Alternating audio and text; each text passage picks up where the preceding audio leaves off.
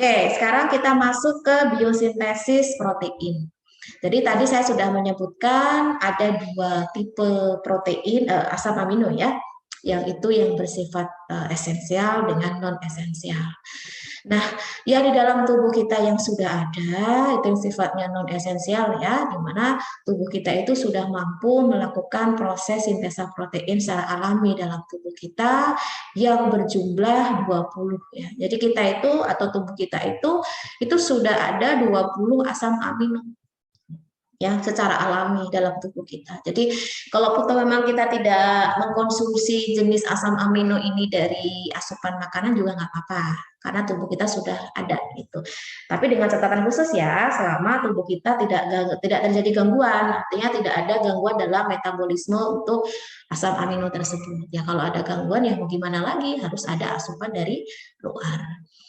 Nah, 20 asam amino yang saya sebutkan di awal tadi yang tubuh kita mampu mensintesis, itu ternyata sebagian besarnya, tadi ya memang tidak semua ya, sebagian besarnya itu disintesis dari intermediate siklus asam sitrat atau siklus Krebs. Ini protein loh, ya.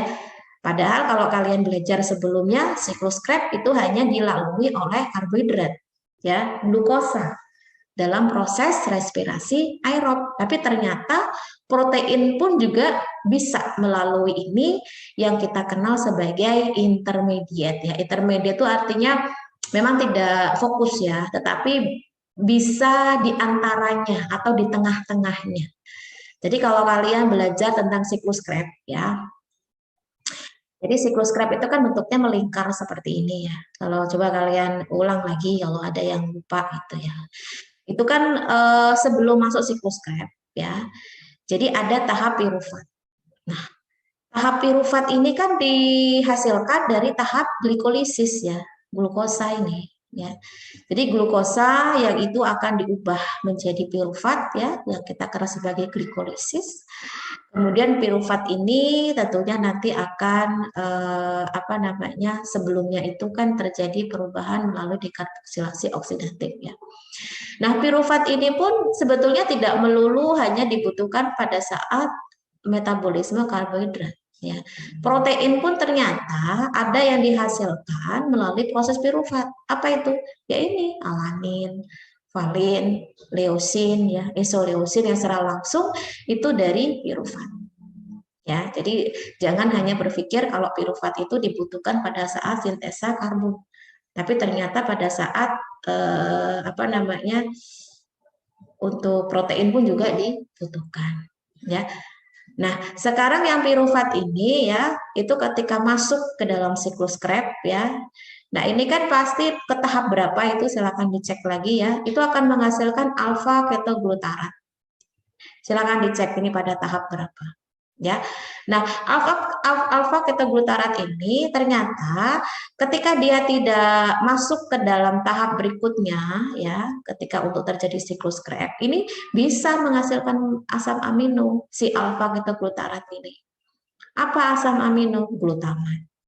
Nah, glutamat ini pun juga akan mengalami perubahan beberapa jenis asam amino lagi menjadi glutamin, prolin, arginin. Ini kan jenis asam amino yang tentunya tidak masuk ke dalam tahap siklus Krebs ini karena beda cerita. Makanya kenapa disebut intermediate dalam kesatuan tapi beda jalur gitu ya. Kalau yang muter ini yang melingkar ini kan jalur untuk respirasi aerob. Nah, tapi kita nebeng di sininya di alfa ketoglutarat. Yang ini juga bagian dari siklus Krebs untuk respirasi aerob, juga bagian dalam sintesa protein untuk pembentukan glutamat ya menjadi glutamin, prolin dan arginin.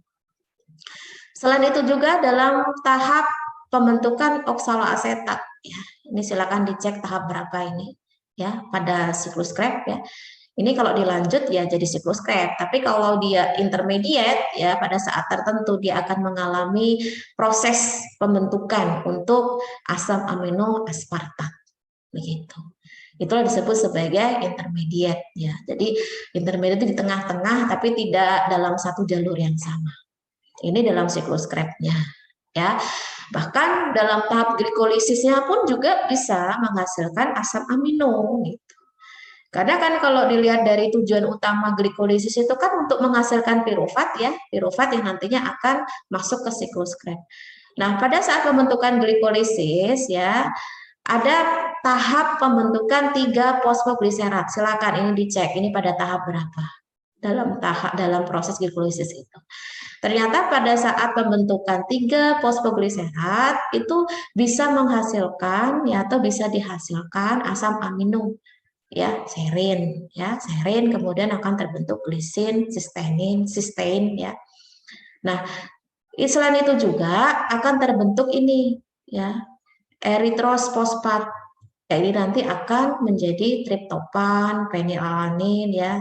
Nah, ini adalah bentuk dari intermediat tadi. Ikut dalam satu reaksi tetapi beda jalur ya. Kalau jalurnya aerob kan lurus nih ya, dari glukosa menjadi pirufat. Lalu nanti masuk ke siklus Krebs. Tetapi kalau intermediate sama-sama dia 3 fosfogliserat tapi dia tidak untuk pembentukan pirufat tapi membentuk serin. Nah, ini adalah proses pembentukan dari 20 asam amino yang ternyata bisa disintesis dari intermediat baik itu pada proses glikolisis maupun siklus Krebs. Tapi dia tidak jadi satu loh hasilnya, beda cerita ini pokoknya. Tetapi masih dalam satu reaksi ya, dalam tahap tertentu saja, tidak semuanya, yang itu bisa menghasilkan asam amino. Sehingga dapat disimpulkan ya, misalkan di sini alfa ketoglutarat, apa aja ini asam aminonya? Ada glutamat, glutamin, prolin, arginin ya. Kemudian dalam pembentukan pirufat pun bisa terbentuk alanin, valin, leo. Ini kan semua adalah asam amino yang ada di dalam tubuh kita ya, yang sejumlah 20 tadi. Ya, yang sifatnya adalah non esensial. Sedangkan yang 3 fosfogliserat itu akan dihasilkan serin, glisin, sistein ya. Kemudian untuk yang oksaloasetat itu ada aspartat, ada asparagin, ada metionin, ada treonin, lisin dan lain-lain.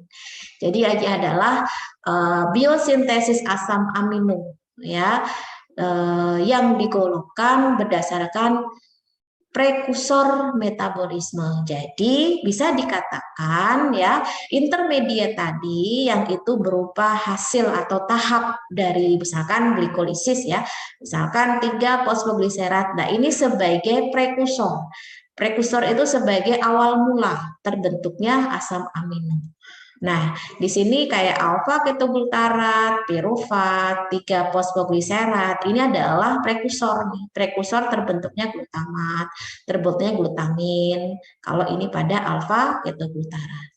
Gitu ya. Jadi prosesnya itu seperti itu. Nah, kalau misalkan dikatakan tidak penting, itu salah. Ya. Kenapa? Karena kalau semisal di dalam tubuh kita itu terjadi gangguan-gangguan dalam asam amino ya, atau kekurangan enzim tertentu yang itu diakibatkan minimnya atau defisiensi dari amino ya atau asam amino, misalkan kita ambil enzim lah ya.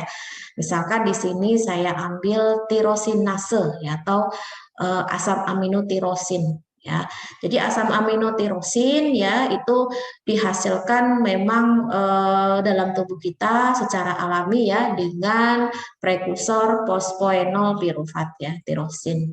Apa yang terjadi kalau dalam tubuh kita mengalami gangguan yang tidak bisa menghasilkan tirosin? Meskipun secara alami tubuh kita bisa, tapi dalam kondisi tertentu ada seseorang yang nggak bisa gitu karena ada gangguan genetik atau apa gitu ya yang tidak bisa menghasilkan tirosin. Dia akan menyebabkan penyakit albinisme ya, di mana albinisme ini ya disebabkan karena kehilangan pigmen melanin. Ya, maksudnya apa? Kita tidak punya pigmen. Akhirnya apa? Kulit kita itu tidak ada warnanya atau ada pigmennya. Jadi dia akan berwarna putih. Bahwa kita tahu pigmen melanin itu kan sifatnya pelindung ya untuk sinar UV gitu ya. Jadi bayangkan saja bagi mereka yang tidak punya pigmen melanin ini rasanya bagaimana kalau tersengat sinar matahari itu akan seperti terbakar. Ya, bagi kita bersyukur warna kita berwarna gitu ya, ada pigmennya. Karena memang untuk pelindung. Jadi jangan sembrono atau jangan sembarangan ya untuk menghilangkan pigmen di dalam atau di kulit kita. Karena kosmetik yang baik atau lotion yang baik atau apa sih namanya sunblock ya kalau bahasa kita, sunblock yang baik itu tidak akan menghilangkan pigmen, tetapi yang ada adalah melindungi kulit kita dari sengatan sinar matahari yang mengandung UV. UV itu kan luar biasa, kalau sampai kita terpapar kan termasuk karsinogenik ya, bisa menyebabkan kanker gitu. Tapi kalau kulit kita sama sekali dihilangkan pigmennya ya, benar-benar putih banget, tuh siapa yang akan menjadi pelindung?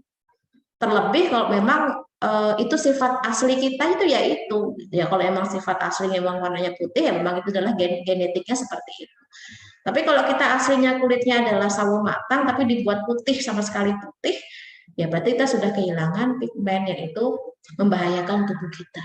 Ya, ini contoh saja. Belum yang lainnya, misalkan asam amino arginin ya. Kalau kita kehilangan asam amino arginin ya, kita akan mengalami penyakit yang namanya citrullinema ya, yaitu tanda-tanda atau gejalanya misalkan kelesuan, kejang ya, otot yang tegang. Jadi istilahnya, ketegangan otot yang berkurang. Jadi dia lemah otot begitu ya. Nah, ini adalah contoh dalam tubuh kita kalau semisal ya dalam tubuh kita itu kehilangan satu asam amino.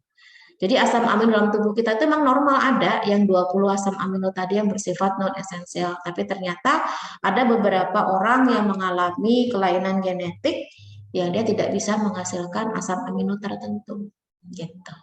Seperti yang sudah saya jelaskan di apa namanya mata kuliah apa kalau nggak salah, Fisman atau apa ya, itu pada penyakit kelainan darah ya, yang disebut sebagai sel sabit. Nah, kenapa dikatakan sel sabit? Karena darahnya berbentuk sel sabit gitu. Jadi kayak berbentuk sabit ya, jadi melengkung dan tidak utuh gitu. Nah, itu kan di dalam tubuh kita ada beberapa enzim atau asam amino yang tidak disintesa. Itu penting sekali untuk proses pembentukan darah. Jadi kehilangan itu, maka ya tadi bentuk dari sel darah kita tidak akan bisa normal. Nah, tentunya itu sangat berpengaruh dengan proses penangkapan oksigen karena kaitannya dengan fungsi hemoglobin ya. Hemoglobinnya tentu jumlahnya akan berkurang. Di mana hemoglobin itu kan sifatnya reaktif ya terhadap oksigen gitu. Ya siapa yang akan menangkap oksigen kalau tidak ada darah? Jadi semua saling berkaitan satu dengan yang lain. Kenapa harus ada darah? Ya salah satunya untuk menangkap oksigen. Oke, mungkin itu dulu ya yang dapat saya sampaikan ya. Nanti selanjutnya akan saya jelaskan melalui video ya. Sisanya itu. Sampai sini ada yang mau ditanyakan? Bu, izin bertanya. Oke, silahkan. Siapa tadi? Dewi Ayu, Bu. Iya, silahkan Dewi. Bu, apa sih yang dimaksud retardasi mental? Soalnya tadi nggak kedengeran, Bu. Retardasi mental? Ya? Iya, retardasi mental yang tadi di tabel terakhir. Oh ya, jadi retardasi mental, bentar saya buka dulu.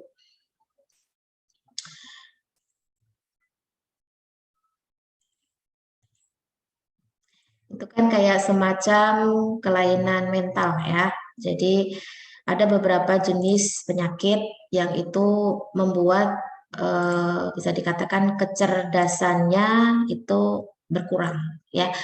Beda dengan anak yang lain gitu. Misalkan seperti sindrom kebanyakan anak-anak sindrom ya. Jadi bisa dikatakan itu ada kelainan, misalkan ada kekurangan kromosom ya atau hilangnya kromosom itu dalam tubuhnya, yang normalnya itu adalah 40